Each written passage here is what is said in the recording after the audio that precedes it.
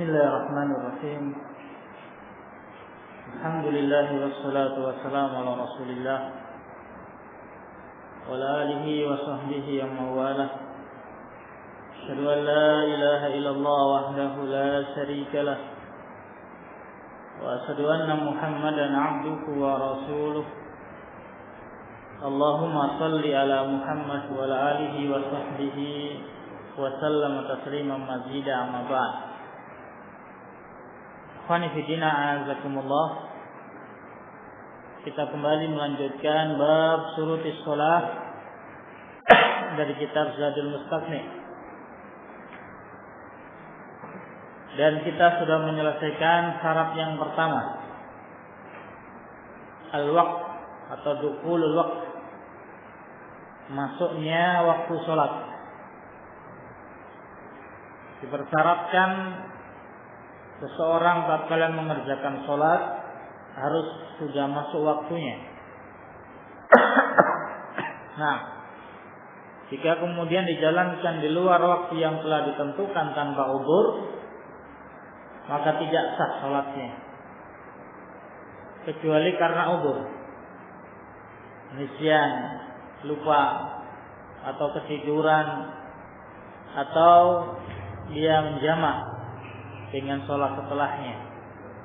Baik. Sekarang kita masuk syarat yang kedua dari apa yang beliau sebutkan rahimahullah. Qala al-mu'allif rahimahullahu ta'ala wa minha satrul aurah, dan termasuk syarat-syarat sahnya sholat menutup aurat. Nah, khonifidina azakumullah, al-aurah yang disebut dengan aurat itu apa-apa yang malu seseorang tatkala kelihatan, itulah aurat. Nah, kalau terlihat dari anggota tubuhnya dia merasa malu, baik, itulah aurat. Dan ikhwani fillah azakumullah, tatkala kita berbicara tentang syarat sahnya sholat, fuqaha biasa menyebutkan sitrul aurah, menutup aurat. Tetapi ikhwani fillah azakumullah, penggunaan kata-kata atau bahasa sitrul aurah, menutup aurat dalam masalah syarat sahnya sholat, ini tidak terdapat dalam Al-Quran wa Sunnah. Tidak terdapat dalam Al-Quran wa Sunnah. Nah, karena ikhwani fillah azakumullah, yang terdapat dalam Al-Quran, Allah menyatakan, ya bani Adam, khudhu zinatakum inda kulli masjid. Wahai anak-anak Adam, khudhu zinatakum, ambillah perhiasan-perhiasan kalian di setiap masjid. Khonifidina azakumullah, inilah bahasa yang Allah pergunakan, ahduz zinah, menggunakan perhiasan. Dan menggunakan perhiasan itu posisinya lebih dari sekedar menutup aurat. Nah, lebih dari sekedar menutup aurat. Baik. Khonifidina azakumullah, kalau kemudian para fuqaha menggunakan bahasa menutup aurat dalam syarat sahnya sholat, maka harus kita pilah antara aurat di dalam sholat dan aurat di luar sholat. Nah, ini jelas berbeda. Harus kita pisahkan aurat di sholat dan aurat di nazar, aurat yang ada kaitannya dengan dilihat, dipandang. Karena ikhwani fillah azakumullah, perkara-perkara yang itu aurat di luar sholat, bisa jadi dia bukan termasuk aurat tatkala di dalam sholat. Nah, Jadi perkara-perkara yang dia itu aurat di luar sholat, bisa jadi dia bukan termasuk aurat tatkala dia sedang sholat. Nah, atau sebaliknya, perkara-perkara yang tatkala dia sholat termasuk aurat yang harus ditutupi, bisa jadi kemudian di luar sholat itu bukan perkara yang harus ditutupi. Nah, ini ikhwani fiddina azakumullah. Sehingga kalau kita menggunakan bahasa menutup aurat dalam pembahasan sholat, maka jangan kita bayangkan aurat di luar sholat. Nah, jadi pembahasan kita aurat di dalam sholat. Jadi yang hukumnya berbeda dengan aurat di luar sholat. Ini ikhwani fiddina azakumullah. Baik, nanti akan beliau sebutkan tentang perincian mana yang termasuk aurat di dalam sholat. Dan sekali lagi ini tidak berbicara aurat di luar sholat. Nah, kita berbicara aurat tatkala seorang mengerjakan sholat. Baik. Hadirin azakumullah. Tatkala Allah Subhanahu wa taala menyatakan khudzu zinatakum inda kulli masjid. Ambillah perhiasan kalian setiap ke masjid. Itu menunjukkan tatkala kita sholat menghadap Allah Subhanahu wa taala, apa yang kita kenakan itu melebihi tatkala kita menutup aurat kita. Nah, jadi punya nilai lebih, nilai tambah dari sekedar menutup aurat. Nah, karena ahduz zinah, mengambil dan menggunakan perhiasan. Nah, ikhwani fillah azakumullah, Rasulullah sallallahu alaihi wasallam beliau menyebutkan in kana wasi'an, jadi seseorang tatkala hanya memiliki satu kain, maka beliau menyatakan kalau memang kainnya itu lebar, kata beliau faltahis bih, hendaknya dipakai untuk selimutan. Nah, pakai untuk badannya. Fa in kana dayyifan, kalau ternyata kainmu yang satu-satunya itu sempit, fattazir bih, maka gunakan sebagai sarung. Nah, maknanya ikhwan fillah azakumullah, tatkala seorang itu sholat dan dia hanya memiliki satu kain, yakni sarung. Nah, maka pertama kali dia pakai untuk menutup seluruh tubuhnya. Mungkin dia ikatkan di lehernya, nah, menutup bagian atas dan bagian bawah. Jadi itu kalau cukup. Kalau kemudian tidak mencukupi, maka cukup hanya dipakai untuk sarungan, bagian atasnya terbuka. Nah, ini ikhwani fillah azakumullah. Baik.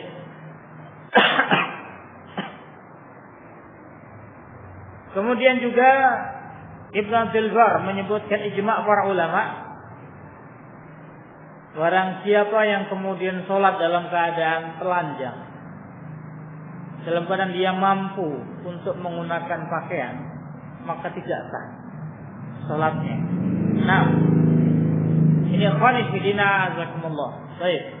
Sehingga sekali lagi tersebutkan kita memasuki pembahasan sitrul auratus shalah, bukan aurat kharijus shalah. Baik. Kemudian beliau sebutkan persyaratan dari penutup aurat yang bagaimana yang diperintahkan. Qala rahimahullah, fayajibu bima la yasiful basara. Penutup aurat itu wajib yang apa-apa yang tidak mensifati warna kulit. Nah, jadi tidak boleh kemudian pakaian yang kita pakai itu terlalu tipis sehingga kelihatan kulitnya, warna kulitnya kelihatan jelas. Nah, ini tidak sah. Seseorang sholat baik menggunakan pakaian dari plastik, nah bening, yang tembus pandang, nah maka tidak sah sholatnya. Meskipun baik sekujur tubuhnya ditutup semuanya, bahkan tidak ada lubang sekalipun yang keluar. Nah, tatkala pakaian yang dia pakai itu tipis dan tembus pandang dan menggambarkan warna kulitnya, maka tidak sah. Nah, pakaian yang dia pakai untuk menutup auratnya di dalam sholat. Baik. Ini ikhwani fillah azakumullah, maka dia bukan termasuk menutupi auratnya, karena auratnya masih kelihatan. Nah, karena tipisnya, karena beningnya. Kemudian ikhwani fillah azakumullah, Syekh Muhammad bin Shalih Al-Utsaimin rahimahullah, beliau menjelaskan dan memberikan tambahan, persyaratan apa saja yang dipersyaratkan bagi penutup aurat. Baik, bagi penutup aurat ini termasuk mungkin di dalam sholat dan juga di luar sholat. Nah, beliau sebutkan yang pertama sebagaimana disebutkan muallif, dipersyaratkan kain yang dipakai untuk penutup auratnya itu tidak tipis sehingga menggambarkan warna kulit. Ini yang pertama. Yang kedua syaratnya ayakuna tahira, suci. Nah, pakaian yang dipakai itu suci. Baik. Kalau kemudian dia menggunakan pakaian yang ada najisnya, dia pakai untuk sholat tidak sah. Kenapa? Karena najis pakaiannya. Nah, Allah sebutkan wasiyabaka fatahhir. Maka pakaianmu sucikan. Nah, dan juga ikhwani fillah azakumullah, Rasulullah sallallahu alaihi wasallam yang merintahkan baik sahabiah yang pakainya terkena darah haid perlu dikerik, dicuci, baru kemudian dipakai untuk sholat, menunjukkan termasuk syarat sahnya sholat itu pakaian tidak boleh ada najisnya. Nah, baik, ini yang kedua, suci pakaiannya. Yang ketiga syaratnya ayakuna mubahan. Mubah, bukan haram. Nah, dari sisi baik ainnya, bendanya, pakaiannya itu zatnya baik bukan dari zat yang haram. Nah, bukan dari zat yang haram. Baik. Misal ikhwan fillah azakumullah, kaum laki-laki itu haram hukumnya menggunakan sutra. Nah, menggunakan pakaian dari sutra. Ini bendanya yang haram ini, sutranya yang haram. Nah, maka tidak boleh seorang laki-laki tatkala sholat menggunakan pakaian yang pakaiannya terbuat dari sutra, karena itu haram. Haram li'ainihi. Yang kedua haram liwasfih. Haram karena sifatnya. Nah, kalau tadi zatnya yang haram, sekarang sifatnya haram. Nah, apa misalnya? Baik. Bagi kaum laki-laki itu dilarang untuk isbal. Nah, pakaiannya menutup mata kaki. Nah, ini perkara haram. Baik. Maka kalau seseorang kemudian sholat dan mata kakinya tertutup dengan kainnya, dengan sarungnya, dengan jubahnya atau dengan sirwalnya, maka itu sudah sifat yang muharram. Nah, sifat yang muharram. Baik. Ini dari sisi sifatnya. Yang ketiga dari sisi likasbih, cara mendapatkannya. Nah, zatnya baik. Dari zatnya dia tidak haram. Nah, dia menggunakan jubah. Ini enggak haram zatnya. Dari kain biasa, bukan kain sutra. Nah, kemudian juga jubah yang dia pakai pun di atas mata kaki. Nah, jubah yang dia pakai di atas mata kaki. Nah, tidak menutupi mata kaki sehingga zatnya mubah, tidak haram. Nah, sifatnya juga tidak haram. Tetapi jubah yang dia pakai itu hasil pencurian. Nah, hasil mendapatkannya, baik, ini haram. Jadi hasil mendapatkannya haram. Nah, maka ikhwan fillah azakumullah, baik, maka dia telah menggunakan penutup auratnya dengan perkara yang haram, tidak sah salatnya. Nah, karena di salatnya mubah. Baik. Ikhwan fillah azakumullah. Nah, ini persyaratan penutup aurat mubah, ini pendapatnya muallif. Nah, dan istilah para ulama dalam masalah ini. Pendapat yang rajih yang dikuatkan oleh Syekh Muhammad bin Shalih Al-Utsaimin rahimahullah, bahwasanya tatkala sebuah larangan itu secara mutlak larangannya dilarang di luar sholat maupun di dalam sholat. Nah, jadi umum sebuah larangan itu. Jadi maka tatkala seorang mengerjakannya di dalam sholat, maka tidak ada kaitannya. Nah, tapi kalau kemudian larangan khusus tatkala sholat, kalau kemudian dia jalankan maka tidak sah sholatnya. Misal, nah, Rasul mengharamkan bagi kaum laki-laki untuk menggunakan sutra. Nah, untuk menggunakan sutra. Baik. Tatkala seorang laki-laki itu menggunakan pakaian dari sutra, maka dia telah menjalankan perkara yang haram. Dia mendapatkan dosa. Nah, yang kedua, misal kalau Rasul menyatakan jangan kamu sholat menggunakan pakaian dari sutra. Nah, jangan kamu sholat menggunakan pakaian dari sutra. Ini khusus. Nah, jangan kamu sholat menggunakan pakaian dari sutra. Khusus ini. Kalau sholat. Kalau seorang sholat kemudian menggunakan pakaian dari sutra, maka batal sholatnya, tidak sah. Nah, tapi kalau konteksnya larangan syar'an, kaum laki-laki tidak boleh menggunakan sutra. Nah, maka kalau orang itu sholat menggunakan sutra, nggak ada kaitannya. Nah, maka sholatnya tetap sah setelah tertutup auratnya. Nah, maka dia berdosa karena dia menjalankan sebuah larangan. Nah, jadi ikhwan fillah rahimakumullah, kalau menurut pendapat muallif,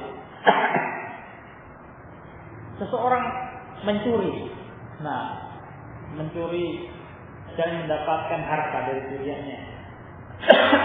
Misal dia mencuri uang dan mendapatkan uang 100.000. Kemudian ada seorang memiliki pakaian, memiliki jubah. Nah, sudah dia menyatakan beli pakaian ini dengan uang itu, uang hasil curian. Nah, kemudian dibelilah jubah itu menggunakan uang dari hasil curian. Baik. Maka ikhwan fillah jazakumullah, ini akadnya enggak sah. Nah, maka jual belinya karena itu hasil curian uangnya. Setelah jubah itu dipakai untuk sholat, nah, maka tidak sah. Baik, tidak sah sholatnya. Karena kasbuh muharram. Hasil mendapatkan jubah itu dengan cara yang haram. Ini pendapat Malik. Nah, tapi ikhwan fillah jazakumullah, kalau kemudian seorang memiliki pakaian dijual dan ada pembeli, nah, yang kemudian membeli pakaian tersebut, nah, menggunakan uang dia nyampur. Ada uang hasil curian, ada uang hasil upaya dia. Nah, maka akadnya sah. Nah, akadnya sah. Kalau akadnya sah, baik, maka tatkala pakaian yang dipakai untuk sholat, maka sholatnya pun sah. Nah, ini berbeda konteksnya. Kalau tadi kan penjual mengatakan beli pakaian saya dengan uangmu itu, uang yang hasil mencuri. Nah, tapi konteks yang kedua nggak ditentukan. Nah, pokoknya kamu bayar uang ini, nggak tahu uang itu hasil nyuri atau dari hasil kerja, nggak ada masalah. Nah, ini umum. Baik, maka nggak ada kaitannya. Ini ikhwan yang tidak umum, tapi pendapat yang kita sebutkan ini tidak ada kaitannya. Sehingga kalau kemudian seseorang sholat menggunakan pakaian dari sutra, nah, maka dia berdosa karena menjalankan larangan. Kalau kemudian sholatnya dari takbir sampai salam sesuai dengan apa yang dilakukan Rasulullah, maka sah sholatnya. Nah, yang kedua, tatkala seorang sholat dalam keadaan musbil, nah, maka dia berdosa karena musbilnya, karena isbalnya. Kalau sholatnya dari awal sampai akhir, nah, itu sesuai dengan yang dicontohkan Rasulullah, maka sah sholatnya. Baik. Yang ketiga, tatkala seorang kemudian menggunakan pakaian hasil curian untuk sholat, baik, kalau sholatnya dari awal sampai akhir sesuai dengan contoh Rasulullah, baik, sah sholatnya dan dia berdosa karena telah mencuri pakaian. Tidak ada kaitannya. Nah, karena larangannya mutlak, kecuali Kalau ada larangan khusus yang tadi kita sebutkan, jangan kamu sholat menggunakan pakaian dari sutra, misalnya. Jangan kamu sholat dalam keadaan muslim. Nah, misalnya. Maka kalau itu dijalankan, maka tidak sah sholatnya. Dalam keadaan konteks larangannya itu umum. Nah, larangan menggunakan sutra, larangan isbal itu konteksnya am secara umum. Maka tidak ada kaitannya dengan sah atau tidaknya sholat yang dijalankan seseorang. Nah, ini ikhwan fillah jazakumullah khair. Kemudian kita kembali ke syarat penutup aurat. Syarat yang keempat. Nah, ini kalau syarat yang ketiga, syarat mutlak, kita anggap itu sebuah persyaratan. Dari pendapat yang tadi, syarat yang ketiga bukan termasuk persyaratan. Nah, syarat yang keempat,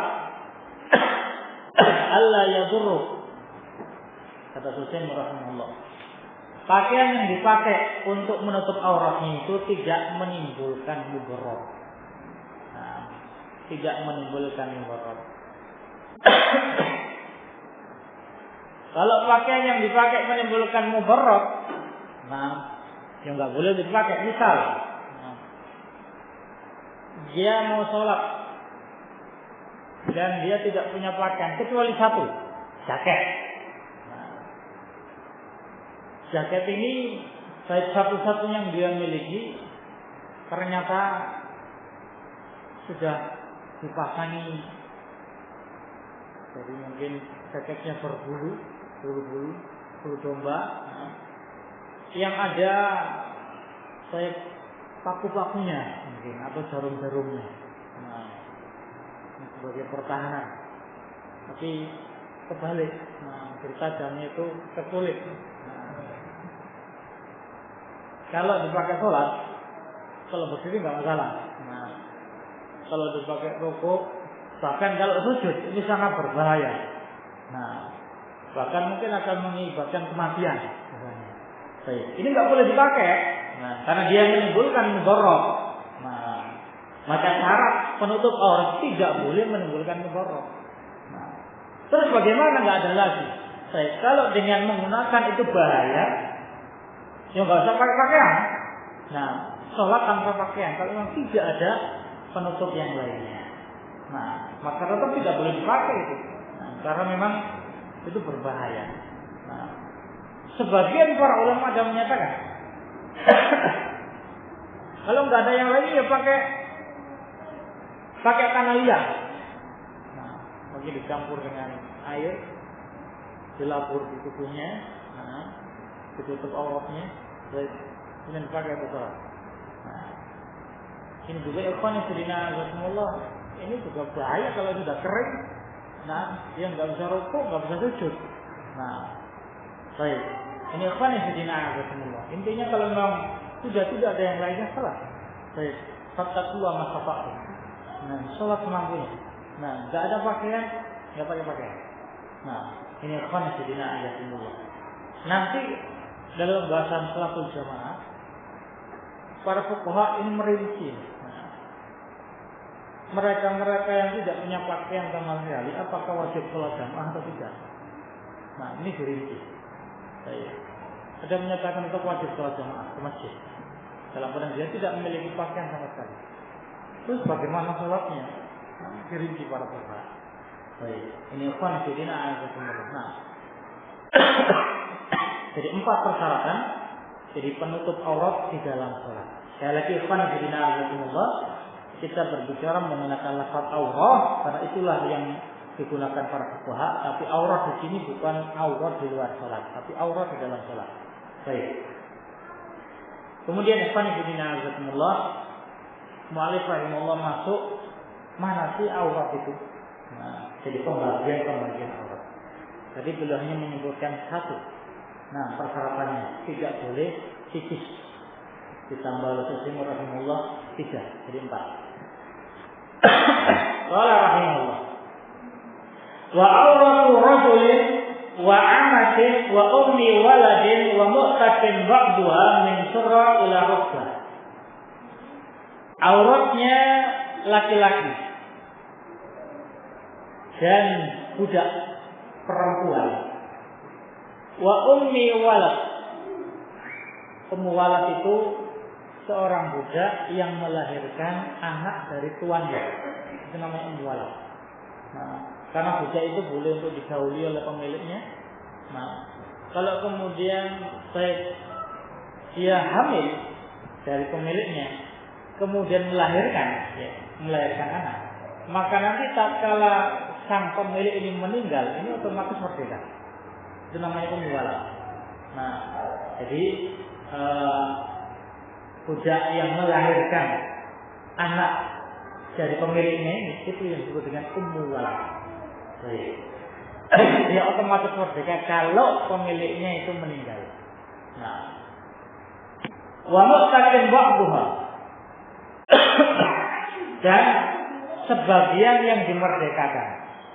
Sebagian yang dimerdekakan. Maknanya demikian. Seorang budak itu dimiliki dua orang. Nah, jadi ada seorang budak itu milik dua orang, mungkin serikat tatkala membelinya. Nah, kalau kemudian yang satu ini membebaskannya, nah, dua orang pemilik satu budak. Fulan ini membebaskan, budak saya tak bebaskan. Yang satunya tidak. Berarti kondisinya budak ini kan separuh. Nah, separuh merdeka, separuh budak. Nah, Allah alam membagiannya bagaimana? Ini atau ini nggak tahu. Nah, al-muhim separuh. Karena pemilik yang satu itu memerdekakan, yang satunya tidak. Nah, maka semuanya ini auratnya dari pusat sampai ke lutut. Nah, ini auratnya. Ingat, kita bicara aurat di dalam sholat. Nah, jadi laki-laki, ini tidak dibedakan antara merdeka ataupun budak. Laki-laki. Kemudian budak perempuan. Nah, ummul walad. Dan budak yang dimerdekakan separuh itu auratnya dari pusar sampai ke lutut. Nah, ini ikhwan fillah a'azakumullah. Baik. Sehingga ikhwan fillah a'azakumullah, menurut pendapatnya mu'allif rahimahullah, kalau seorang laki-laki, nah, kemudian menggunakan kain untuk menutup antara pusar sampai lutut, kemudian dia sholat, sah sholatnya. Nah, demikian pula budak. Budak hanya menggunakan kain sarung menutup antara pusar sampai lutut. Dia tidak menggunakan kerudung, tidak menggunakan pakaian sah. Nah, karena itulah yang ditutupi tatkala dia sholat. Nah, ini ikhwan fillah azakumullah. Baik. Dari mazhabnya Hanabilah, aurat di dalam sholat terbagi menjadi tiga. Nah, ini mazhabnya Hanabilah. Yang pertama mukhaffafah, aurat mukhaffafah.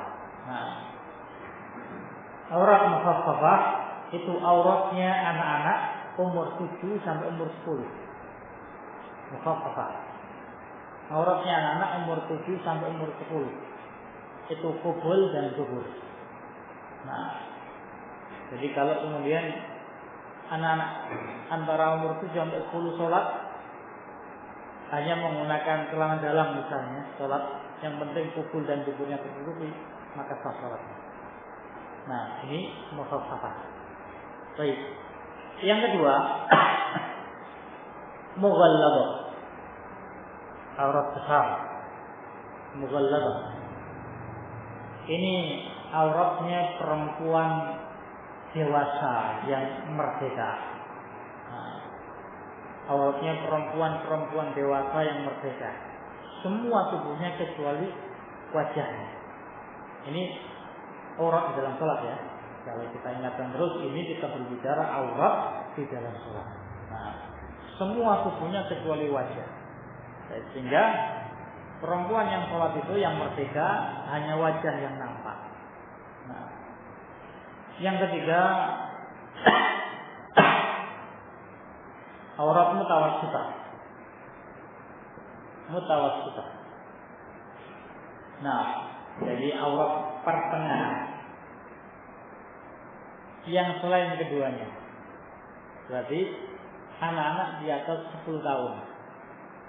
Nah, anak-anak di atas 10 tahun. Baik. Ini khonifidina azakumullah. Kemudian jadi dari pusar sampai ke lutut anak-anak.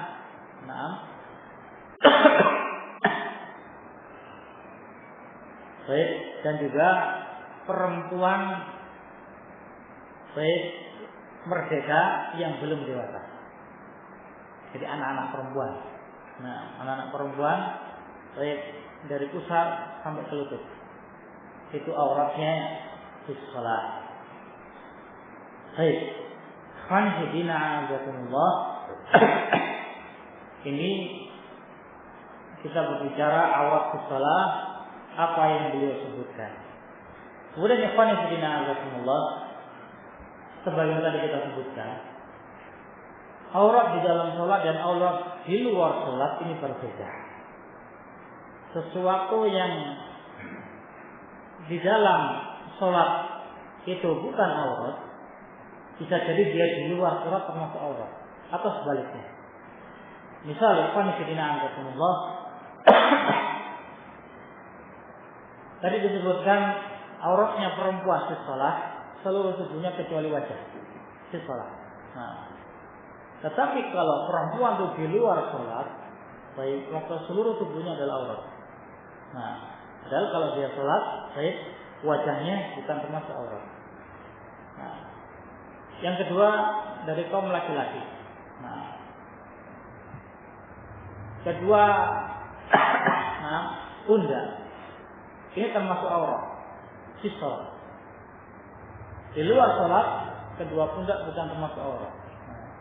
Karena Rasulullah SAW perintahkan bagi kaum laki-laki yang mampu menutupi untuk ditutupi kedua pundaknya tatkala sholat. Maka disebutkan baik falyal tahid. Kalau orang punya satu kain maka ditutup dari atas sampai ke bawah kalau itu bisa. Nah, diupayakan ditutup pundaknya. Padahal ini kalau di luar sholat bukan termasuk aurat. Nah, ini khonifidina azakumullah. Maka tadi disebutkan penggunaan bahasa yang syar'i itu akhduz zina, mengambil perhiasan yang itu tingkatannya lebih tinggi dari sekedar menutup aurat. Nah, dan khonifidina azakumullah, kalau kemudian kita menggunakan bahasa aurat, ini tujuannya beda. Nah, aurat di luar sholat, baik, aurat di luar sholat ditutupi, di ajil fitnah, karena bisa menimbulkan fitnah kalau dia terbuka. Aurat di luar sholat itu ditutupi karena kaitannya dengan fitnah. Kalau dia buka kelihatan auratnya maka menimbulkan fitnah. Perempuan yang dibuka sebagian anggota tubuhnya, nah yang wajib dia tutup tatkala di luar sholat, maka itu menimbulkan fitnah. Nah, tapi ikhwan fillah azakumullah, baik untuk aurat di sholat jadi tidak ada kaitannya dengan fitnah. Nah, tidak ada kaitannya dengan fitnah. Misal, ikhwan fillah azakumullah, seorang laki-laki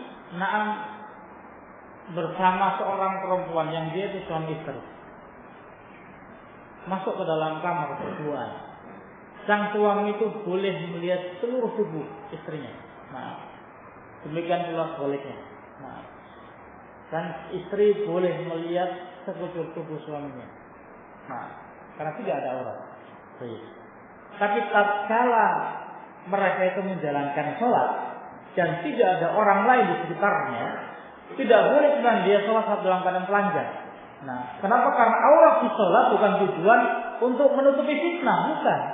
Nah, karena ahdu zina, berpenampilan layak di hadapan Allah Subhanahu wa taala. Nah, tidak ada kaitannya dengan orang melihat ataupun tidak. Nah, ini tidak ada kaitannya. Tapi kalau kemudian aurat di luar sholat, ini kaitannya menutupi fitnah. Nah, kalau kemudian misalnya seseorang kalau menyingkap auratnya dalam keadaan dia di kamar tertutup, tidak dalam keadaan sholat, itu kan tidak menimbulkan fitnah, tidak ada masalah. Nah, tapi kalau dia di luar rumah, kemudian dia singkap auratnya, itu yang menimbulkan fitnah. Nah, maka ikhwan fillah, aurat di sholat tidak ada kaitannya dengan fitnah. Nah, maka ikhwan fillah, ahduz zinah, nah, itu lebih tinggi kedudukannya hanya sekedar menutupi aurat. Hanya sekedar menutupi aurat. Baik. Ini ikhwan fillah. Sehingga ikhwan fillah, Syekhul Islam Ibnu Taimiyah rahimahullah, beliau menyebutkan tatkala aurat di luar sholat itu khauful fitnah, tujuannya dikhawatirkan menimbulkan fitnah, maka tidak dibedakan aurat di luar sholat bainal amah wal hurah, antara perempuan yang merdeka dan budak perempuan. Nah, jadi untuk aurat di dalam sholat, itu berbeda dengan aurat di luar sholat. Baik. Maka tadi kan pembahasannya, bagi perempuan yang merdeka dengan budak kan beda auratnya. Baik. Jadi ikhwan fillah, kalau di luar sholat, pendapat yang dirujuk oleh Syekhul Islam Ibnu Taimiyah rahimahullah, budak itu, kalau perempuan yang sudah dewasa, tatkala dia sholat kan auratnya sekujur tubuhnya kecuali wajah. Nah, tapi kalau seorang budak yang sudah dewasa, dia sholat hanya menggunakan sarung, tanpa menggunakan kerudung, tanpa menggunakan pakaian, sah sudah sholatnya. Dibedakan antara perempuan merdeka dan perempuan budak. Ini beda di dalam sholat. Tapi kalau di luar sholat kita berbicara masalah aurat, karena tujuannya khauful fitnah, ini hukumnya sama antara budak dengan orang yang merdeka. Ini pendapat yang dikuatkan Syekhul Islam Ibnu Taimiyah rahimahullah. Karena ikhwan fillah sama-sama menimbulkan fitnah. Kalau misalnya perempuan yang merdeka boleh menyingkap rambutnya, boleh kelihatan bagian atasnya, ini menimbulkan fitnah. Maka menurut beliau rahimahullah, baik untuk di luar sholat antara budak dan perempuan yang merdeka hukumnya sama, aurat yang ditutupi. Maka ikhwan fillah azakumullah, di antara juga beliau sebutkan wa ammal ima turkiyat al-hissan al-wujuh. Adapun budak-budak perempuan dari Turki yang cantik-cantik wajah mereka, ini nggak mungkin kemudian diobrol dan dibiarkan tatkala di luar sholat, ini menimbulkan fitnah. Ya mungkin kalau budak-budak dari Habasah Ethiopia, yang hitam-hitam mungkin. Tapi kalau ada budak-budak dari Turki, budak-budak yang berkulit putih misalnya, yang berwajah cantik, ini menimbulkan fitnah. Tadi disebutkan tujuan aurat di luar sholat, khauful fitnah. Mengkhawatirkan terjadinya fitnah kalau dibuka. Maka antara auratnya perempuan yang merdeka dan auratnya perempuan budak di luar sholat sama. Semua tubuhnya. Tapi kalau di dalam sholat, baik, untuk perempuan yang merdeka semua tubuhnya kecuali wajah, ini pendapat mu'allif, nanti kita bahas lagi. Baik, kalau perempuan budak, antara pusar sampai lututnya, itu yang harus ditutupi tatkala sholat. Baik, ini ikhwan fillah azakumullah. Ya, itu yang beliau kuatkan, dan itu pula yang dikuatkan oleh Imam Al-Utsaimin rahimahullah, bahwasanya auratnya di luar sholat antara perempuan budak dan merdeka sama hukumnya. Baik. Kemudian ikhwan fillah azakumullah. Kalau tadi disebutkan aurat laki-laki dewasa, auratnya budak perempuan ummul walad itu antara pusar sampai lutut. Antara pusar sampai lutut. Ini istilah para ulama, sepakat mereka sampai dari pusar sampai lutut. Yang diistilahkan pusar dan lututnya ini termasuk aurat bukan? Kan disebutkan antara. Nah, antara pusar sampai lutut, antara ini sampai ini. Berarti kan tengah-tengahnya. Dan sekarang pusarnya dan lututnya, dia termasuk aurat atau bukan? Nah, ini ikhwan yang sebagian pendapat yang menyatakan bukan.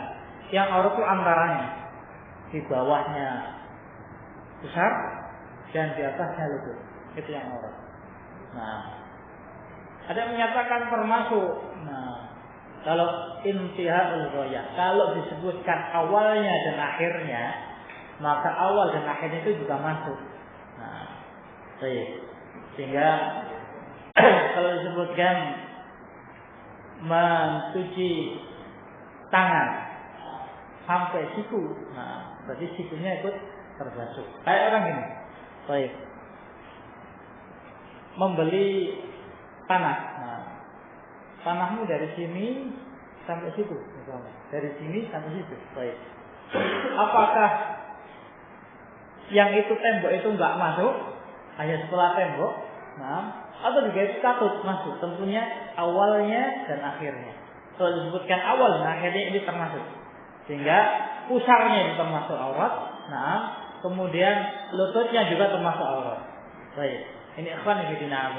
Nah, kemudian beliau sebutkan rahimahullah, wa kullul qurrati auratun illa wajhuha. Semua perempuan merdeka itu aurat kecuali wajahnya. Ini di dalam salat ya. Ingat.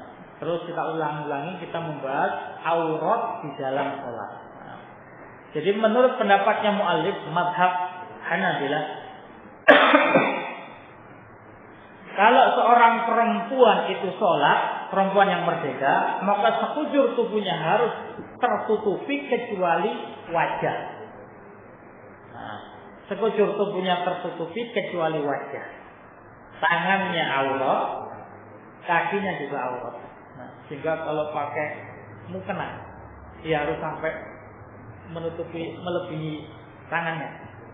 Karena aurat. Nah, kalau ini aurat, ini juga aurat. Baik. Kalau dia pakai panjangnya harus melebihi kakinya. Jadi betul-betul tertutup semua, panjang sekali. Mungkin dilebihkan 1 meter. Nah, karena dia kalau sujud tidak boleh kelihatan telapak kakinya. Nah, ini ikhwan fillah. Ini pendapatnya muallif rahimahullah. Syekhul Islam Ibnu Taimiyah rahimahullah taala, beliau berpendapat tentang masalah ini, bahwasanya al-hurrah aurat, kata beliau, orang perempuan yang merdeka itu aurat ini di dalam salat, illa ma yabdu minna fi baitiha, kecuali anggota tubuh yang biasa nampak di rumah dia. Nah, beliau contohkan wal wajah wal kafan, kedua telapak tangan, wal qadaman, dan kedua kaki. Nah, ini yang bukan aurat. Ini yang bukan aurat. Jadi anggota tubuh yang biasa nampak di rumah, nah ini bukan aurat. Sehingga ikhwan fillah azakumullah, seorang perempuan, tatkala dia sholat, dia menggunakan kerudung, kemudian wajahnya terbuka. Dia menggunakan pakaian juga, nah sampai pergelangan tangan. Nah, dia kemudian panjangnya itu tidak sampai menutupi telapak kakinya. Amin, biasa sampai mata kaki. Itu sudah sah. Nah, karena kedua kaki dan telapak tangan dia bukan aurat di sholat. Nah, ini pendapatnya beliau rahimahullah, dan ini pula yang dikuatkan oleh Muhammad bin Shalih Al-Utsaimin rahimahullah. Nah, jadi kedua tangan dan kedua kaki bukan aurat fi shalah. Nah, di dalam salat bagi perempuan. Sehingga tidak harus mukena itu kemudian panjang melebihi. Nah, kadang ada mukena yang panjang cuma atasnya. Bagian bawahnya ini terbuka. Nah, ini kan masih kelihatan. Kenapa dibuat demikian? Karena pendapat mereka, kalau sujud kemudian ini terlapisi tidak sah sujudnya. Nah, dalam keadaan ikhwan fillah azakumullah, telapak tangan dari mulai pergelangan sampai ujungnya dan juga kaki, maka dia bukan termasuk aurat. Nah, dia bukan termasuk aurat. Dan di sini ikhwan fillah azakumullah dijelaskan oleh Syekh Muhammad bin Shalih Al-Utsaimin rahimahullah taala, walaysa hunaka dalilun wadihun ala hadhil mas'alah. Ini enggak ada dalil yang jelas masalah ini. Nah, jadi pendapatnya muallif bahwa perempuan yang merdeka itu auratnya semua tubuhnya kecuali wajah tatkala salat, ini enggak ada dalilnya yang jelas masalah ini.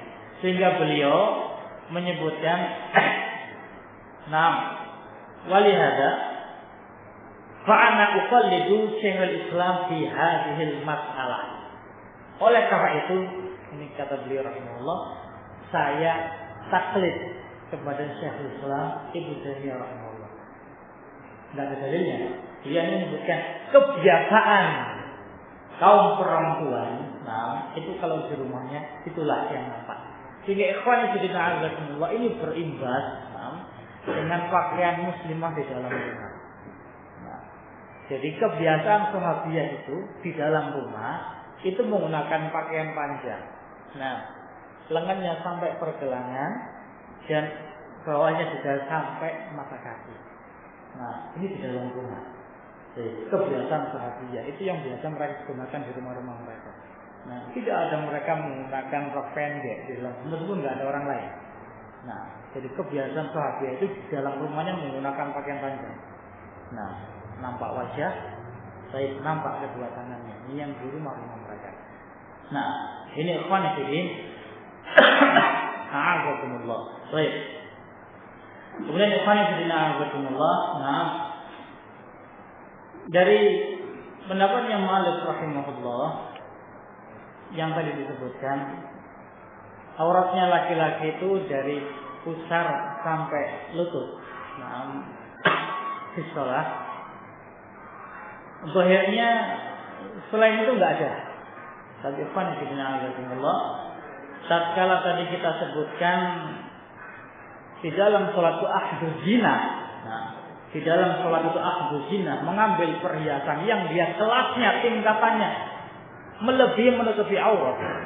Maka kalau laki-laki sholat itu bukan hanya menggunakan sarung. Nah, tapi kalau dia mampu dan bisa menutupi baik pundaknya. Dan lebih dari itu, Ibnu Umar tatkala melihat Nafi' maula Ibnu Umar, nah, sholat tanpa menggunakan qalansuwa, tanpa menggunakan penutup kepala. Nah, beliau bertanya, apakah kamu keluar ke masyarakat itu dalam keadaan demikian? Tidak menggunakan penutup kepala. Nah, maka Allah itu lebih berhak untuk kamu berhias dengannya. Nah, kalau kamu keluar menghadapi orang-orang yang punya kedudukan dunia, itu kamu menggunakan pakaian-pakaian yang bagus, menggunakan pelosok dan misalnya, tatkala kamu menghadap Allah Subhanahu wa taala, meskipun kamu sholat sendirian di dalam rumah dan tidak ada yang tahu, baik, maka kalian gunakan pakaian yang terbaik karena itu menghadap Allah Subhanahu wa taala. Nah, ini ikhwan fillah aja, memang bukan wajib. Tidak wajib kemudian menggunakan penutup kepala, tapi ahdu zina. Nah, termasuk ahdu zina. Bahkan di antara Al-Albani rahimahullah berdalil dengan khudu zina tapi inda kulli masjid, beliau sebutkan termasuk makruh hukumnya. Nah, seorang sholat tanpa menggunakan penutup kepala. Nah, ini ikhwan fillah azakumullah. Ini syiar muslim. Nah, syiar muslim. Dan tatkala Al-Albani rahimahullah membahas masalah imamah. Nah, imamah yang dipakai untuk sholat, kata beliau rahimahullah, tidak ada sunahnya masalah itu. Lebih layak atribut muslim itu imamah, qalansuwa itu dipakai kharij sholat, di luar sholat, untuk menunjukkan ini loh muslim. Nah, menggunakan imamah di luar sholat, menggunakan qalansuwa di luar sholat, itulah muslim. Nah, ini ikhwan fillah semua. Sehingga tatkala seorang itu menghadap Allah Subhanahu wa taala, betul-betul dia menggunakan penampilan yang melebihi hanya sekedar menutup aurat. Pundak yang bukan aurat ditutupi. Nah, kepala juga baik menggunakan kolan suar dan yang lainnya. Ini ikhwan fillah azakumullah. Jadi tadi kita sebutkan fuqaha menggunakan kata-kata sitrul aurat, tapi di dalam Al-Qur'an Allah sebutkan na'am khudhu zinatakum. Ambillah perhiasan kalian sehingga lebih dari sekedar menutupi aurat. Baik. Wallahu a'lam bishawab. Sallallahu alaihi wa sallam wa alihi wa sahbihi wa sallam.